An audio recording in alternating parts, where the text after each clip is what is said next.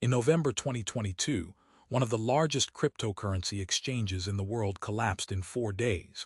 Not 4 years, not 4 months, 4 days. Approximately 1 million customers lost access to their funds. An estimated $8 billion in customer deposits had simply vanished. The man who built it had been called the next Warren Buffett. He had a net worth reportedly north of $26 billion. He wore cargo shorts to congressional hearings. Everyone thought that was charming. It was not charming. It was a tell. But we'll get there. To understand FTX, you have to understand the world it was born into. Cryptocurrency in 2019 was a gold rush with no sheriff. Billions of dollars were moving through exchanges with minimal regulation, minimal oversight, and maximum opportunity for someone who understood both the technology and the chaos. Sam Bankman-Fried, known publicly as SBF, was a 27-year-old MIT physics graduate who had spent 2 years as a quantitative trader at Jane Street Capital, one of the most disciplined trading firms on earth. He understood arbitrage. He understood risk, or so it appeared. In 2017, he founded Alameda Research, a cryptocurrency trading firm. He spotted a price gap. Bitcoin was trading at a roughly 10% premium in Japan compared to the United States. He exploited it. He reportedly made millions in weeks. This is the moment SBF decided he was the smartest person in any room he entered. In 2019, he launched FTX, a crypto derivatives exchange designed for sophisticated traders. The product was genuinely good, faster, cleaner, and more feature-rich than most of its competitors. By 2021, FTX was processing billions of dollars in daily trading volume. The fundraising was extraordinary. In a Series B round in July 2021, FTX raised $900 million from some of the most respected names in venture capital: Sequoia Capital, SoftBank, BlackRock, the Ontario Teachers' Pension Plan. The valuation landed at $18 billion. Institutional money. Serious money. Serious people who apparently did not ask serious questions. By January 2022, a follow-on funding round pushed the valuation to $32 billion. FTX was now the second largest crypto exchange in the world. SBF's personal net worth was estimated at $26.5 billion. Forbes put him on the cover. Time magazine put him on the cover. He donated over $40 million to political campaigns in the 2022 midterm cycle, making him one of the largest individual donors in the country. He was also positioning himself as the responsible face of crypto, the adult in the room who would work with regulators, who would clean up the industry. Congress invited him to testify. He testified in cargo shorts. Everyone smiled and nodded. Here is what nobody in those rooms knew or chose to find out. FTX and Alameda Research were not separate companies operating at arm's length.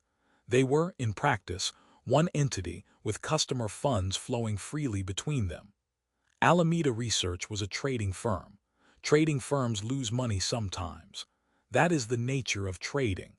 But when Alameda lost money, it reportedly borrowed from FTX's customer deposit accounts to cover its positions.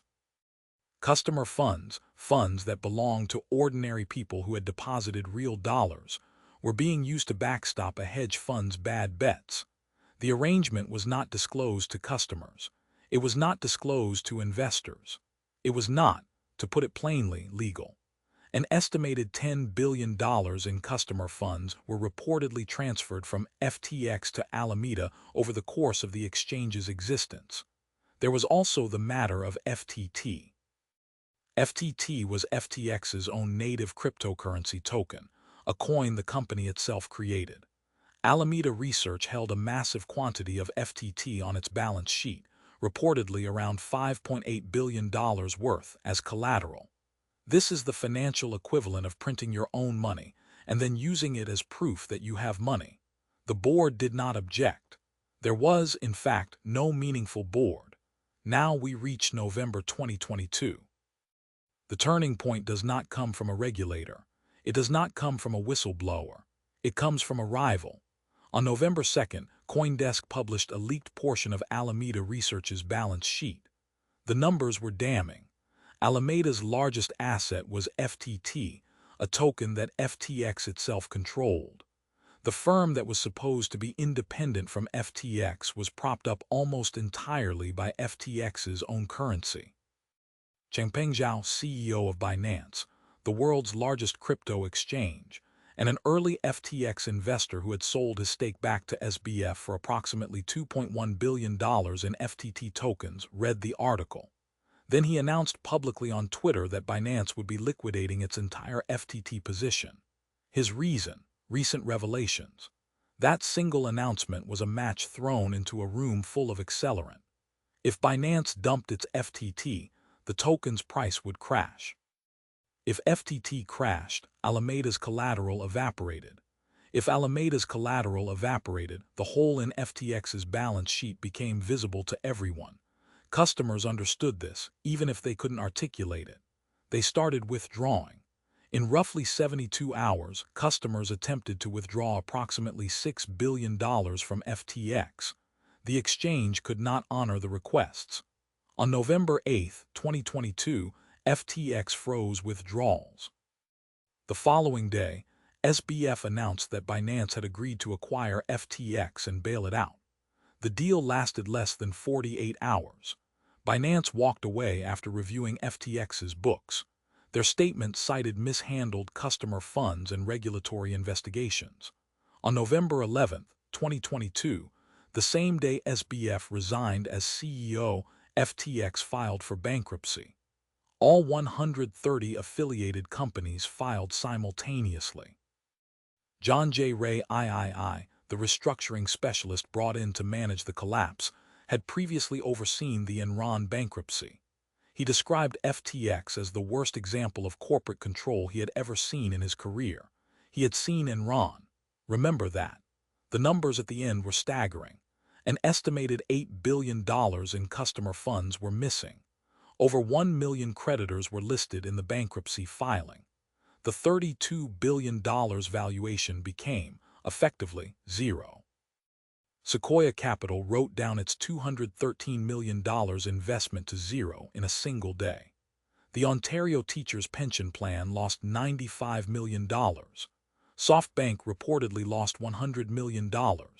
Sam Bankman-Fried was arrested in the Bahamas in December 2022 and extradited to the United States. In November 2023, after a highly publicized trial, he was convicted on all 7 counts of fraud and conspiracy. In March 2024, he was sentenced to 25 years in federal prison. His net worth at sentencing, essentially zero. Caroline Ellison, the CEO of Alameda Research and a key cooperating witness, pleaded guilty and was later sentenced to 2 years in prison. Ryan Salame, FTX's co-CEO of international operations, received 7.5 years. The inner circle collapsed inward, one plea deal at a time. Here is the lesson, and it is not subtle. Complexity is one of the oldest tools of financial fraud. FTX was difficult to understand, and that difficulty was load-bearing. The tokens, the leverage, the offshore structure, the intermingled entities, every layer of confusion was a layer of cover. When sophisticated institutional investors stopped asking questions because the answers were too complicated, they didn't perform due diligence. They performed theater. The second lesson is quieter and more uncomfortable. Everyone wanted SBF to be real. Regulators wanted a cooperative crypto insider. Venture capitalists wanted a genius who would make them rich. Journalists wanted a story about a billionaire in cargo shorts who was also saving the world. The demand for that narrative was so strong that almost nobody looked behind it. That is not a crypto problem. That is a human problem. The FTX story is not really about cryptocurrency.